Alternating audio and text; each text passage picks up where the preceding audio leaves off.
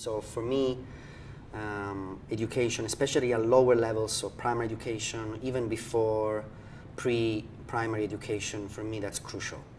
It's a way to break the poverty, the intergenerational poverty cycle. So you want a population that has high human capital, so is highly educated.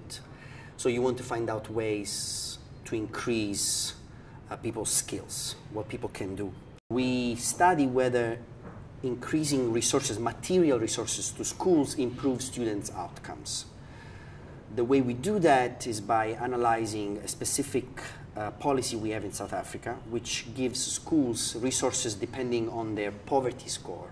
The poverty score is something that is calculated for each school. So if a school is really poor, they get more money from the government. If the school is rich, they don't get money.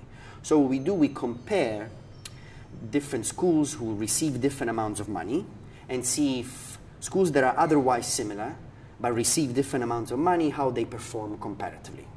The results show that just giving money to schools may not be optimal unless other things are done at the same time. So what we find is that schools who receive a little more funding, they increase marginally, maybe 2%, they increase student enrollment. We're talking about high school, by the way. They increase student enrollment, but we don't find an increase in matriculation rates. So at grade 12, finish high school, we don't find an increase there. So we have more students, marginally more students, but we don't have more people passing. So our conclusion is that schools may be responding to the policy by keeping more students around, but at the same time, these marginal students who are sticking around may be less academically prepared, which may explain why they don't pass the final examination at grade 12.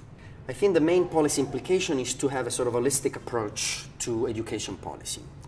The idea is that you cannot increase one input in the education system without taking care of how the other inputs are also structured. So for instance, you cannot just give money to schools if you don't train the teachers to use the new computers or the new things that schools buy. Or you cannot increase teachers' skills and then there is a crowding out effect from the parents or other type of things. So it's important to take into account all the components of the education system. Get informed. www.nopoor.eu